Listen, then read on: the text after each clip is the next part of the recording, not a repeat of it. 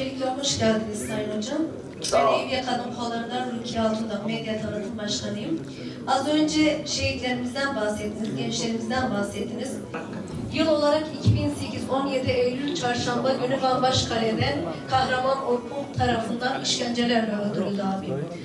Nedir, sebebi neymiş? Abim çavuştu kendisi. Orada her türlü kaçakçılığı, her yolu geçirtiyorlardı. Abim ona karşı çıktığı için abimi işkencelerle öldürdü. Orada ayrıca binlerce arkadaşın psikolojik tedavileri şu anda abimin en yakın arkadaşları o komutanın işkencelerinden, zulmünden şu anda hepsi psikolojisi bozuk. Abimin ölümünden sonra bir asker aynı şekilde öldürüldü. Ama maalesef davayı bir komutan tarafından dolandırıldı. Sonradan da bir türlü herhangi bir sonuç çıkmıyor. Ben abimin tekrardan mezarı bile açılmasına razıyım.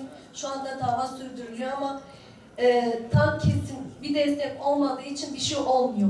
Sizden o konuda abim ve abimin arkadaşlarının kanının yerde kalmasını istemiyorum. Ben partiye sonuna kadar gönüllü çalışıyorum. Partime, davama düşkünüm. Davamda, partimde şehit abimin kanlı bayrağı, kıyafeti evde, abimin kanlı yerde kalmasını istemiyorum. Dosyasını size sunmak istiyorum. Elimde dosyasında kaç tane askerin nasıl öldürüldüğünü, nasıl psikolojisi bozulduğunu hepsi elimde. Onların olma sıradan bir kişinin eline vermek istemiyorum. Abim de ölmeden önce 15 dakika babamdan yardım istedi. Ses kayıtları hala var. Yani maalesef. Ona bir bakarız abla.